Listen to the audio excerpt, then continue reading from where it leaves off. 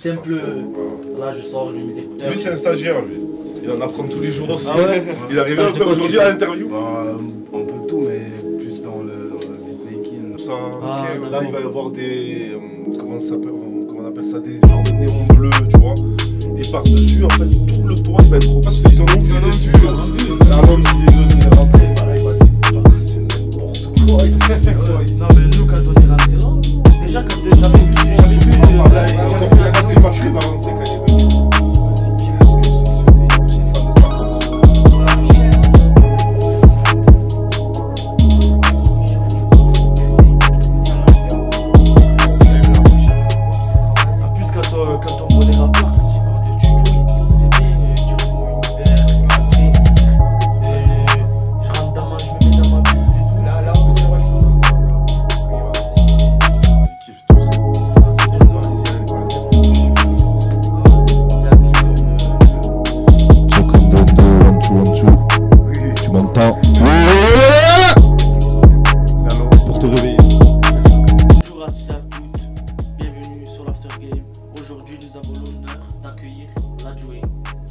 Personne, c'est ça, c'est moi. Merci de nous accueillir ici dans ton magnifique studio, univers pas commun. Merci beaucoup et merci à vous aussi de m'inviter. Explique-nous d'abord déjà où on se trouve. Qu'est-ce que c'est ça? Alors on se trouve sur la planète Skenawin. Non, je rigole. Non, on est dans le vaisseau. En fait, j'ai fait un concept de studio qui n'existait pas en France. Je suis même pas sûr que ça existe aux États-Unis. Tu vois, moi, j'étais avant dans un autre studio qui était à la Savine, au studio Bevice. Et en fait, les gens venaient souvent et me disaient oui, on est dans le vaisseau, tu sais, parce qu'en fait, je mettais plusieurs baffes. Tu sais, j'ai toujours eu plein d'écoutes avec un grand bureau. Et les gens me disaient souvent, on est dans le vaisseau mère, on est dans le vaisseau mère. Et après, je me suis dit, bon, ben, puisque je repars sur un nouveau studio, je vais réellement faire le vaisseau mère. On a vu aussi, il a un thème un peu, ton studio, c'est Star Wars. Ben, en fait, c'est un peu tout. Star Wars, ça colle beaucoup avec le vaisseau. Et c'est facilement trouvable, on va dire, les objets Star Wars comme R2D2, BB-8, Maître Yoda. Tu vois, c'est des trucs qu'on trouve un petit peu de partout. Mais à la base, je suis un petit peu plus branché Transformers. Et c'est pour ça qu'il y a la planète des Transformers qui passe aussi dans les écrans. Mais en tout cas, moi, je suis quelqu'un qui aime beaucoup l'astronomie, j'aime trop l'espace. D'ailleurs, tous les soirs avant de me coucher, je regarde toujours des reportages astronomiques. Je regarde toutes les galaxies, les constellations, je me régale. Voilà alors, pourquoi. Un jour, est-ce qu'on pourra aller alors sur une nouvelle planète? Bah écoute, pour le moment, je préfère regarder à travers mon écran les planètes. Et dès que ça sera ok, moi je partirai. Je pense qu'aussi qu'il faut l'oseille qui va avec. Hein. C'est vrai que c'est pas donné. Parce que pour aller sur une autre planète à 1000 années-lumière. Déjà, c'est pas donné de traverser la Méditerranée. Hein, ouais, déjà. Mais c'est clair que ça serait cool. Moi, j'aimerais bien voir ça. C'est vrai que c'est l'objectif de tout ça. C'est quelque chose de particulier, l'univers. C'est fascinant quand même. Ah ouais, moi ça me fascine. J'aime beaucoup. J'étais à deux doigts de mettre un télescope et tout aussi. L'objectif d'avoir créé cet univers, c'était que quand les artistes rentrent, ils soient vraiment focus sur le travail. Réellement, l'objectif, c'est que moi, tu vois, j'avais fait un step au niveau, on va dire, reconnaissance au niveau du public et des artistes. Donc, tu vois, mon blaze, il a beaucoup tourné et tout. J'en suis agréablement surpris et content. Et moi, le truc, c'est qu'il fallait que je fasse un step niveau visuel, tu vois. J'étais dans un studio c'était un studio de quartier, tu vois, c'était confiné, c'était assez petit.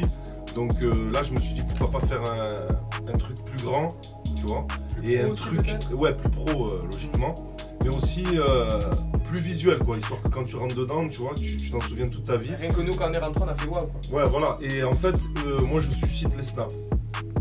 C'est ma promo en moi, tu vois, je suis pas du genre à poster des trucs, voici le numéro, venez enregistrer. Moi, ma technique à moi, c'est de sponsoriser des photos ou d'être avec des artistes ou que les artistes postent qui sont ici dans mon studio. Et je pense que voilà, tu n'en as qu'un seul comme ça, donc à un moment donné, ça vient à moi tout seul.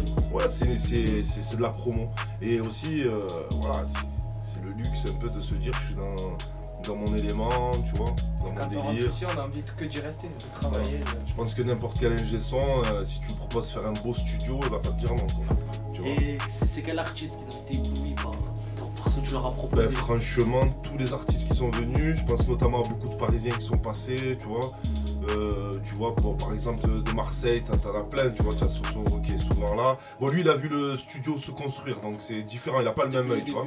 Ouais, c'est différent. Il me dit, ouais, ça tue, mais j'arrive pas à le voir parce que je voyais quand c'était un chantier, moi. Par exemple, t'as Alonso qui est passé la dernière fois, il m'a dit, ouais, c'est n'importe quoi, tu vois. Là, quand il est venu, il m'a dit, je crois que je vais prendre une semaine de studio ici juste pour me caler et tout, pour être dans un délire. En plus, il aime beaucoup l'espace. Ah ouais. T'avais un gars comme Nino aussi qui était venu me faire écouter son album quand il faisait le clip avec Hornet. Et quand ils sont rentrés, ils m'ont dit, hey, on est où là? Tu vois, après, tu as un tas d'artistes qui passent, Sopra aussi. Sopra, c'est un fan de Star Wars aussi. Ah, pareil, donc là, je pense que s'il revient maintenant avec l'avancée, même une fois bien fini, je pense qu'il va prendre sacré gifle, ça il va kiffer.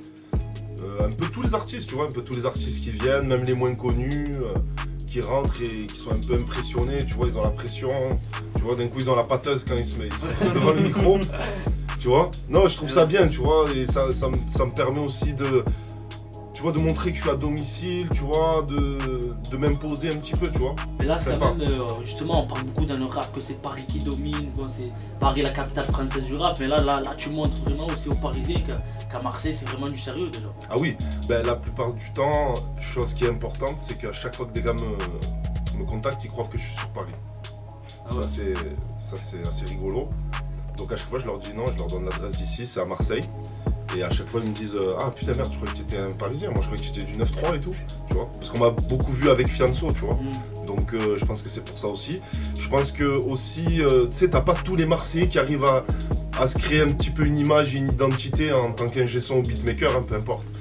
Je pense que c'est pas facile d'être un petit peu médiatisé, tu vois, d'attirer des médias comme vous qui venaient me checker et ça me fait plaisir. Tu vois, je pense que c'est plus des Parisiens, qui sont dans ce délire-là. Donc non, ouais, moi je suis fier d'être Marseillais, je défends mes couleurs, tu vois. Je pense qu'à Marseille, il y a vraiment des talents de fou. Attends, quand même, t'as Soprano qui survole le rap game, t'as Jules, c'est l'OVNI, tu vois. Après, t'as des Alonso, t'as des L'Algérino, là, t'as Soso Manes qui est en train de tout péter, Naps, YL, et tout le monde. Tout le monde, tu vois. Donc vraiment, il y a vraiment du talent à Marseille, moi je trouve. Et surtout, si tu regardes bien, dès qu'il y a un artiste qui est bien développé et qui commence à péter, moi je le trouve super bon, tu vois. C'est pas qu'à Paris, ils ont un level de malade, hein, tu vois. Ils ont toutes les infrastructures, ils ont des délires de fou, il y a des gros artistes pour se développer. Mais je veux dire, proportionnellement parlant, si on voit le ratio, je pense qu'à Marseille, quand même, on est bien niveau ratio. Oui, il y a moins de monde, mais il y a peut-être plus de talent, plus de et puis surtout, comme tu as vu, là, il y avait Keops, DJ Dayam. Donc tu vois, quand tu vois des groupes légendaires comme ça, tu vois, qui viennent de Marseille, comme Ayam, tu vois, c'est lourd. C'est vrai, la reconnaissance un peu de ton travail, de tout ce que tu as fait toi aussi. Ouais. Justement, ben, toi tu es beatmaker pour plusieurs rappeurs, tu as collaboré avec Jules, Alonso, Lakrim, YL, mais dis-nous concrètement, c'est quoi un beatmaker? Un beatmaker, bon, je dirais plutôt compositeur, tu vois. D'accord. Je dirais plutôt compositeur, on va dire c'est un mec qui compose. Donc après beatmaker c'est le nouveau mot d'aujourd'hui, tu vois, pour dire ouais je tape des beats, tu vois, c'est un truc ricain. Être un beatmaker c'est faire des prods tout simplement, tu vois. Et c'est pour ça que moi je pense que j'arrive à dissocier un petit peu toutes les casquettes que j'ai. Moi à la base je rappais, tu vois. Après j'ai arrêté ça. Ensuite j'ai fait ingénieur du son. Donc comme j'étais ingénieur du son, les gars me demandaient ouais t'as pas des prods et tout, j'aimerais bien un délire comme ça, tu vois. Moi j'étais sur place, donc il fallait que je bricole, donc je me suis mis, j'ai commencé à faire des prods, même si je commençais un peu à faire ça, mais je mettais pas forcément ça en avant. Et au final j'ai l'impression qu'on m'a plus connu en tant que beatmaker que ingé son. Donc pour répondre à ta question, un beatmaker, un vrai beatmaker, c'est un gars qui vient, qui te tape des prods, mais il a aussi un côté réal, tu vois, réalisateur. Donc tu vois, il va t'amener quelque part, il va peut-être t'offrir des top lines, tu vois ce que c'est vous voyez ce que c'est des top lines? Non. Top line, c'est tu viens, tu fais des mélodies. Tu vois, sur le refrain, par exemple, la mélodie, je la verrai comme ça, nanani, nanana, tu vois. Et tu proposes des mélodies comme ça, c'est ce qu'on appelle des yaourts, tu vois. Et ensuite, le rappeur écrit dessus, tu vois. Donc après, beatmaker aujourd'hui, c'est très large. C'est-à-dire que tu peux venir top liner, tu fais une prod, tu fais des arrangements. Tu vois, c'est vraiment tout ce qui touche au clavier, la musique, faire de la production. Toi, tu es toujours resté dans le milieu de la musique, parce que tu nous as dit que tu étais rappeur, après beatmaker. Justement, ça fait combien de temps que tu es dans le monde de la musique? Moi, ça passé partout. Ça va pas me rajeunir si je dis ça. Ça fait à peu près 23 ans. Ça fait à peu près 23 ans. Là, j'ai 36 ans, j'ai commencé le rap à 13-14 ans, tu vois. Bon, j'ai commencé à me mettre sérieux à 16 ans, tu vois. Voilà, donc j'ai commencé à faire des concerts avec mon groupe qui s'appelait 13-2. On faisait beaucoup de concerts, on faisait des freestyles en radio, tu vois. Moi, je peux dire que j'ai rappé en freestyle avec Method Man, Redman, Mobb Deep, Lord of the Underground, Beatnuts. Tu vois ce que je veux dire? Pour moi, c'était vraiment des exemples presque. Et pire que des exemples, c'est des piliers du rap, tu vois. Pour moi, c'est quand t'écoutes un gars, en plus un américain, tu vois, c'est pas comme si c'était un français, tu vois. Tu te dis, il est pas tu te dis, bon, avec lui, au final. te dis quand même, ça fait plaisir, surtout quand il crie, il te dit, wouh, quand tu rappes, tu vois, c'est, ouais, ça y est, c'est bon, j'ai arrêté le rap, j'ai dit, c'est bon, c'est fini, tu vois. Après, moi aussi, par exemple, en tant que rappeur, j'aimais beaucoup Lino d'Arsenic, et j'ai eu l'occasion de faire un titre avec lui, avec mes potes. Donc pour moi, ça y est, c'était l'apogée de ma carrière, tu vois, ce featuring, c'était, ouais, c'est bon, ça y est. Au final, tu montais J'ai crescendo. fait Lino. Et après, en tant qu'ingénieur du son et beatmaker, tu vois, le fait d'avoir travaillé avec des gars que j'écoutais avant, tu vois, j'ai trouvé ça super intéressant, tu vois, ça m'a fait plaisir de rencontrer certaines personnes, tu vois, surtout des grandes stars. Je sais pas, je pense notamment à Funky Family, tu vois, ou même à Yam, tu vois. Marseillais avant. Même à Yam, tu vois, le fait d'enregistrer à Yam, tu te dis, ah putain. Quand même, c'est des gars que j'écoutais quand j'étais petit, tu vois. Puis sur ton Instagram, t'as mis Ayam, Family, quand même. Maintenant, c'est les poteaux, tu vois. Maintenant, c'est les poteaux. Mais c'est vrai qu'au début, ça te fait, tu vois, ça te fait bizarre. Ça te fait bizarre. Même le fait d'avoir enregistré Lino aussi, ça m'a fait kiffer. Tu avais un peu de pression quand, par exemple, des groupes comme Funky Family, Ayam sont venus te. Franchement, pas forcément. Moi, j'ai jamais été dans ça. Moi, c'était du kiff, tu vois. C'était tellement dans le kiff que j'étais pas dans le délire d'avoir la pression. Ouais, est-ce qu'il va kiffer? Non, non, je m'en fous. De toute façon, c'est du rap. Quand tu vois d'où je viens, avant on enregistrait sur des multipistes cassettes, des Fostex, et il n'y avait même pas d'ordinateur avant, tu vois, donc non, j'avais pas forcément cette pression là. Moi, quand tu me ramènes un artiste, j'ai pas forcément cette pression de lui plaire ou de faire, tu vois. Mais l'envie de bien faire surtout. Ben en fait... Rester soi-même et... Ouais, l'envie de bien faire comme tout le monde, comme tous les jours. Mais je ressens pas forcément cette pression que, tu sais, ouais, t'as un gars, il est connu. Même souvent avec la pression, on réussit pas. Donc parce que je les connais en fait. Okay, ouais. Peut-être après c'est pour ça, tu vois, on se tape plus des bars, on rigole. Donc après quand on travaille, c'est du kiff, tu vois. Ouais, la proximité, je pense que c'est ça. Des collègues, je pense que c'est ça. Mais je pense que même si demain tu me ramènes Jay-Z, j'aurai pas la pression, je vais être content, je vais le checker. Ouais, vas-y, ouais, rap comme ça, tu vois. Je me fais mon kiff en vrai. Tu vois? Ouais, voilà. Et justement, tu as collaboré avec beaucoup de rappeurs qui ont, on va dire que c'est... Ils rappent différemment, ils ont des styles différents. Comment tu fais pour travailler avec des rappeurs qui ont des styles différents? Est-ce que les demandes qu'ils te font, ben, ça diverge vraiment d'un rappeur à l'autre? Ben ouais, c'est clair, mais c'est ce que je recherche de toute façon. Moi, c'est ce que je recherche. Si c'est pour faire tout le temps la même sauce, toujours la même chose, ça m'intéresse pas trop. En fait, travailler avec un seul artiste pendant 10 ans, c'est un truc, je me suicide à la fin, tu vois. Ouais, c'est le mieux en plus. Ouais, ça, moi, découvrir plusieurs je kiffe. personnes. Justement, j'aime bien quand on me ramène un délire nouveau, ça me change. J'aime bien changer de style aussi. Je fais pas que du rap. J'aime bien aussi avoir un rocker, une chanteuse, un chanteur, du R&B, du zouk, ce que vous voulez, tu vois. Même aussi, de la ça permet house. de toucher plusieurs types de musique et aussi d'évoluer. Ben en fait, il faut savoir que moi, je suis un mec qui aime la musique. Voilà, moi, j'aime le blues, j'aime le jazz, j'aime la soul, j'aime tout, la funk, j'aime... Tu vois ce que je veux dire? Non, mais j'aime tout, moi. J'aime tout, tu me fais écouter un morceau de rock alternatif que je kiffe, je veux le mettre dans la voiture et tout. Tu vas me faire écouter un son de variété, pareil. Donc ce qui fait que quand je me retrouve, on va dire dans mon domaine de prédilection, le rap, ben en fait je pense avoir, tu vois, être beaucoup plus élargi, tu vois, je peux accepter. C'est peut-être ça aussi qui fait ton originalité ou ta pertinence aussi. Peut-être aussi, je pense que moi j'ai ma touche, j'ai ma patte, c'est quelque chose que, tu sais, c'est dur de sortir de sa touche. Et c'est pour ça justement que j'ai créé un crew de beatmakers qui s'appelle Skenawin Music, où en fait on est 8 beatmakers, et j'ai pris beaucoup de jeunes qui sont frais, et c'est eux qui m'amènent aussi un peu autre chose, tu vois, on peut pas être tout seul, être bon de partout, c'est pas vrai. Il faut être bien entouré, voilà. T'es meilleur. Aujourd'hui tu as lancé ton propre label, c'est Skenawin. Qu'est-ce qui a fait qu'après tout ce temps tu t'es vraiment décidé à être producteur? Ben en fait c'est simple, j'étais au Bevice. J'ai basculé chez Beatbounce. Donc voilà, j'avais Mike et Seb, les deux frérots de Beatbounce, donc qui m'ont dit bon écoute, on va étudier ton cas, toi c'est bien, tu as du talent, c'est super, c'est génial. Par contre côté business, tu es nul, tu es zéro. Donc moi je leur ai vraiment fait confiance sur ça, je leur ai donné un peu le pouvoir de maîtriser un petit peu ma carrière, tu vois, parce que ça m'aide à avancer. Et c'est eux qui ont eu, on va dire, les épaules de pouvoir me faire un label et d'être producteur en fait. Si j'aurais été tout seul, je l'aurais pas fait. C'était pas dur au début de leur faire confiance à 100%? Non, pas forcément, parce que je pense que eux et moi on est très complémentaires. Je pense qu'ils sont beaucoup axés sur le visuel, sur le business, et moi beaucoup sur l'audio et la musique. C'était bien complémentaire. Donc franchement, vu leur parcours, pour moi c'était totalement logique d'être avec des gars forts comme ça qui vont t'aider. Tu vois, qui a une vision business aussi. Et j'en apprends encore tous les jours. Et aujourd'hui, je fais des efforts. J'essaie de tenir ma casquette de producteur de mieux en mieux. Et c'est aussi grâce à eux, en fait, que je suis devenu un producteur et que j'ai eu ce label. Donc voilà, moi, de moi-même, ça aurait été beaucoup plus compliqué.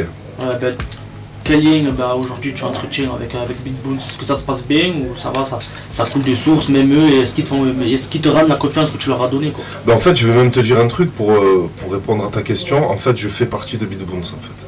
Okay, BeatBoons, c'est aussi moi, en fait, en deux mots, tu vois. C'est-à-dire qu'on est une famille, on travaille ensemble. De toute façon, moi, Scanawin Label, c'est avec BeatBoons, de toute façon. C'est avec eux.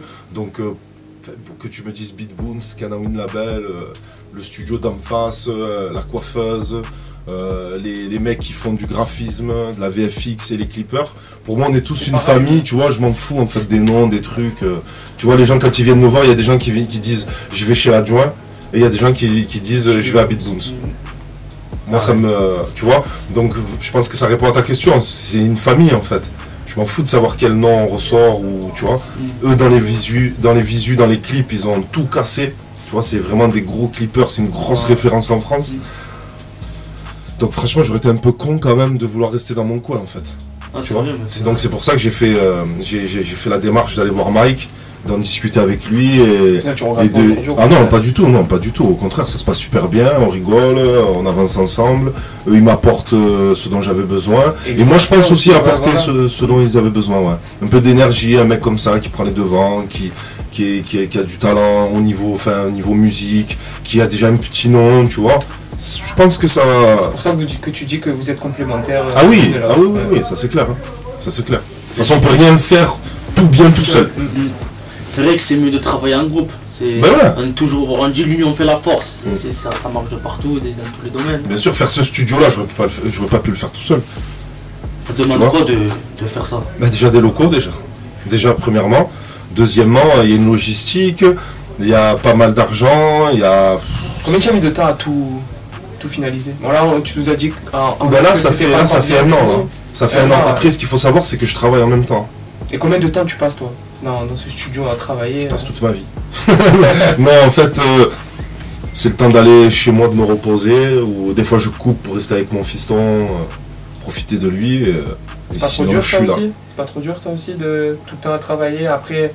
Mais non, c'est parce que, tu sais, c'est ce qu'il me dit Seb de BeatBoons, c'est ce qu'il me dit, tu es un malade en fait. Tu es complètement taré. Tu es un passionné, je sais pas comment tu fais, tu es un fou. Tu es un fou furieux, tu as une patience de fou. Donc non, moi justement, c'est mon kiff. Donc tu vois, tu peux pas me lever le fait de venir kiffer au travail. C'est pas un travail pour moi, c'est une passion. C'est une passion et en même temps c'est un investissement. Bon, après c'est pas facile tous les jours. Je vais pas te dire c'est normal, le top, je me lève sur un pied, je cours. Non. Faut faire des sacrifices. Hein. Faut faire beaucoup de sacrifices. C'est une vie assez spéciale. J'ai envie de te dire, quand tu es routier, quand tu es poids lourd, tu pars toute la semaine, tu reviens que le dimanche. Tu vois. Donc moi ça va, je suis sur place. Mais c'est vrai que c'est pas facile à gérer avec une vie de famille, faut faire beaucoup de sacrifices, faut être présent souvent. Les artistes, ils te demandent beaucoup. Tu vois. Faut être très impliqué. Et en plus, moi, je suis un mec qui est très impliqué dans les projets, donc ça me bouffe un petit peu. Donc en plus, voilà, Bavé, il est là, le fiston. Tu vois, il est toujours au studio avec moi. Viens, tu peux venir. Bon, par contre, tu fais pas de bruit. Il est là, le petit Scanawin. Et c'est pour ça qu'on l'appelle Scanawin Label, Scanawin Studio, Scanawin Music. Tu veux faire rappeur ou pas? Tu veux faire rappeur, toi? Hein?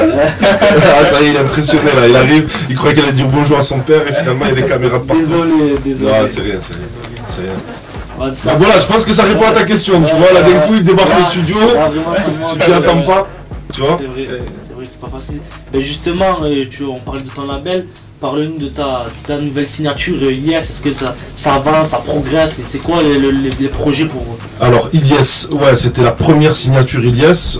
C'est vraiment un artiste qui a vraiment beaucoup de talent. Je suis sûr et certain, vraiment à 99% que Ilyes va péter. Et je pense qu'il y a beaucoup de travail encore à faire.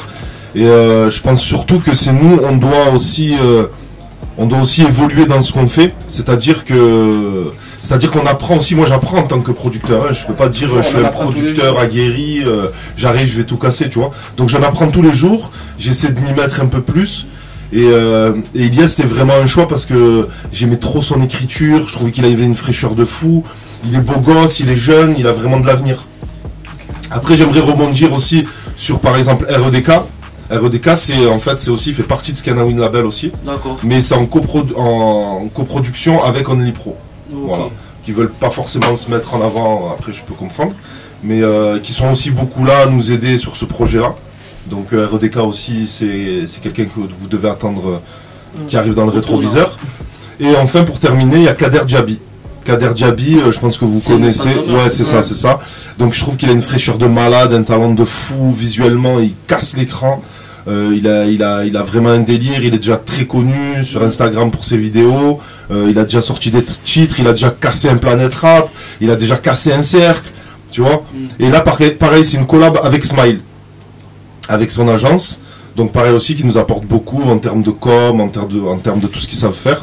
Donc voilà, il y a vraiment Ilyes qui est Scanawin Label, il y a REDK en collaboration avec Only Pro et il y a Kader Djabi en collaboration avec Smile. D'accord. Voilà ce que c'est Scanawin Label. Tu as encore de beaux projets. Et c'est surtout aussi Scanawin Music, c'est un crew de beatmakers qu'on a lancé, donc c'est normal que c'est en parallèle avec Scanawin Label. Donc en beatmaker, on a Don Beats, on a I Am Curtis, on a Franklin, lui on entend sa signature, on a les deux frangins Pavillon Noir, on a Memberka et on a Nassouf, qui est le boss du studio d'en face. Okay. Voilà. Donc avec cette belle équipe, je vais essayer d'aller le plus loin possible. Plein de beaux projets alors. Plein de beaux projets, en plus c'est une équipe de fous, franchement, ils m'aident beaucoup. En fait, ils m'ont donné pas un second souffle, un 10e souffle ils m'ont donné. Ouais, c'est ce que j'allais dire, ouais. C'est eux peut-être qui t'ont permis aussi d'aller... Ouais, ça me donne encore plus envie de me battre. Tu vois, je pense que dans la vie, il faut des objectifs, tu vois. Quand je vois mon fils, j'ai des objectifs, je me dis, tu vois, faut que je fasse les choses. D'ailleurs, je me suis réveillé vraiment à sa naissance. Dès sa naissance, je me suis dit, bon, maintenant, il faut que je fasse les choses, tu vois. Je l'ai fait limite pas pour moi, si c'est pour moi, ouais, je reste dans mon délire et je m'en fous, tu vois. C'est quelque chose, les parents, en général, quand ils accueillent leur premier enfant, ils changent totalement leur vision de la vie. Ils pensent autrement. Ouais, il y a des choses qu'ils ont fait, qu'ils font plus. Voilà, ils vivent pour leur enfant. Et pour terminer, une petite dernière question. Justement, tu as vu plusieurs générations de rappeurs, de Funky Family à Jul, en finissant par Ilyes. C'est quoi la différence entre toutes ces générations? C'est quoi qui a changé? Ben, je pense qu'il y a une chose qui change pas, c'est l'amour de la musique. Je pense que c'est tous des passionnés de musique. Tu vois que tu parles d'IAM, de FF, de Jul, de Sosomanes, de Ilyes, de REDK, de Kader Djabi, de n'importe qui, tu vois. Je pense que c'est l'amour de la musique déjà. Je pense qu'on aime trop le son. C'est un truc qui est vraiment ancré dans notre génération là. Les jeunes, ils se bousillent à ça tous les jours. Quand tu vois les compteurs des streams, tu te rends compte en fait que c'est très axé sur ça. La différence, c'est le côté humain. Comme si tu vas rencontrer l'adjoint, tu vas rencontrer Nassouf, tu vas rencontrer une autre personne, tu vois. C'est la différence, c'est les personnalités qui changent. Et moi je trouve ça intéressant parce que moi je suis quelqu'un d'assez sociable, j'aime bien rencontrer des gens, j'aime bien, même si les gens ils sont différents, je les accepte comme ils sont. Donc en fait pour moi il n'y a pas grand chose, il y a pas grand chose qui change, tu vois. C'est juste le délire, les collègues qui changent, les personnes et les têtes, c'est tout, sinon c'est la même chose, c'est la même motivation. C'est une belle état d'esprit en tout cas. Ouais. C'est vraiment un monde où faut être... Ben moi en plus vous êtes l'after du game. Ben moi je suis un basketteur donc on va dire je sais que vous êtes plus calé foot, mais moi je suis très sportif dans l'état d'esprit. Regardez, j'ai construit une équipe, je m'entoure de gens, de coachs qui sont au bureau en haut. J'ai des joueurs, tu vois, j'ai mes coéquipiers, le staff, tu vois ce que je veux dire. Tout ce qu'il faut. C'est ça, hein. C'est ça, et là j'ai les médias qui viennent, on est au Vélodrome. Tu vois ce que je veux dire? Moi je suis très très sportif, tu vois. J'ai un état d'esprit très très sportif. J'avais quelques petites questions, tu nous parlais du basket. Comment toi tu as vécu récemment le décès de Kobe Bryant? Franchement, je vais être sincère avec toi, Kobe Bryant pour moi c'était un joueur incroyable. Mais après, tant que j'ai pas d'affinité avec les gens, ça va pas me faire quelque chose de fou, tu vois. Après, c'est vrai que je suis basketteur, mais je t'avoue, je regarde plus de foot que de basket.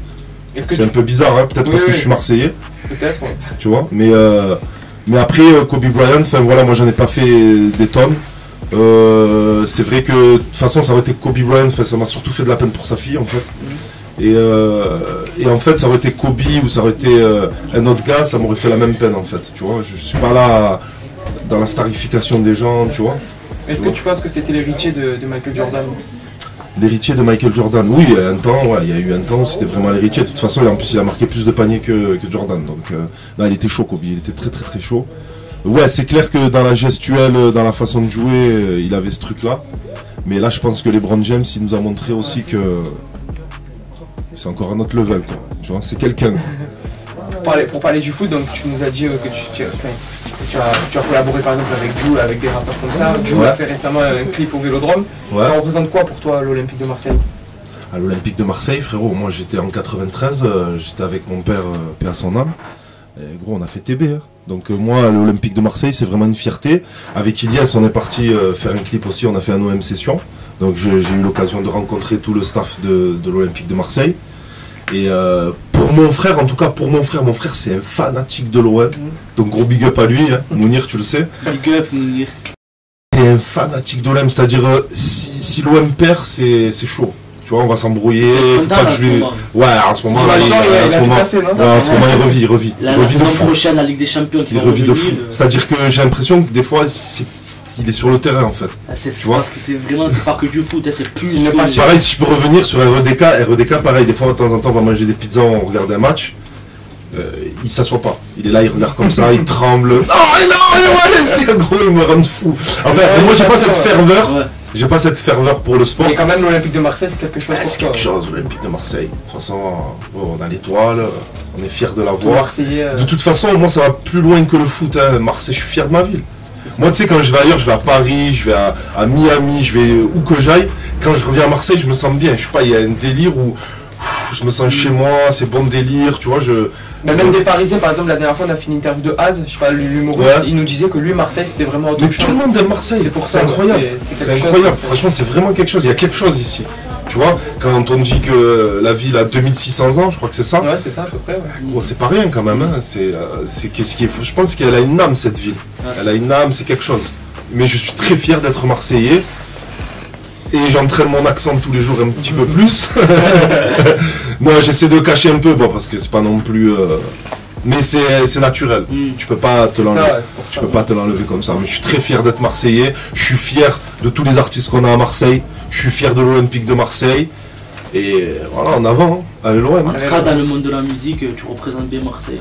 Ah, ça me fait plaisir. Franchement, c'est ce qu'on me dit souvent et je suis grave touché, tu vois. Ça me fait vraiment plaisir de représenter ma ville. En plus, c'est pas comme si on parlait d'une petite ville, tu vois. Marseille, c'est quand même la deuxième ville de France. Tu vois ce que je veux dire? Et participer à ça et de voir qu'un peu, je suis un peu le gars qu'on connaît souvent à Marseille, tu vois, comme on en discutait tout à l'heure.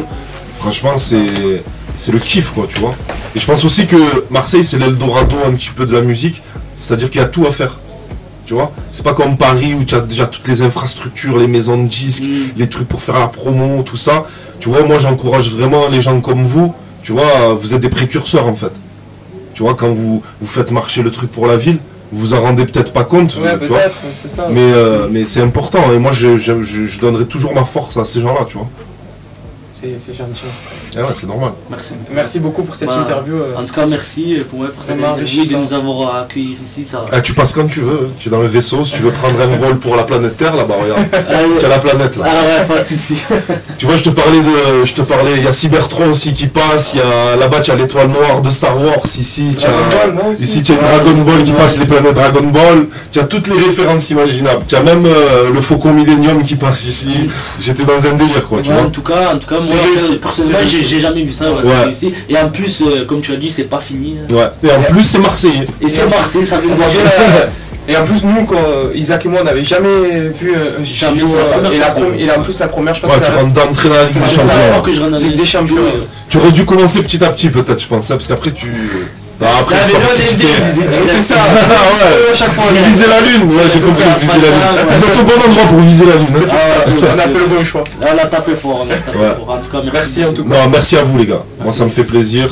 Force à vous, force à vos projets, et on est ensemble. Merci. Merci beaucoup à l'ensemble aussi. Hein, s'il faut. Si un jour on devient quelqu'un, ben, Vous êtes déjà quelqu'un, là, déjà. Vous m'interviewez. on commence, c'est le début. C'est l'after game. C'est la C'est fin, ça. bien. Attends l'after. Et tu vas être dans le game, tu vas voir. Merci En tout cas, beaucoup. Pas de souci. Merci beaucoup. Y a pas de souci. Merci à vous, les gars. Merci. Vraiment. Allez, au revoir.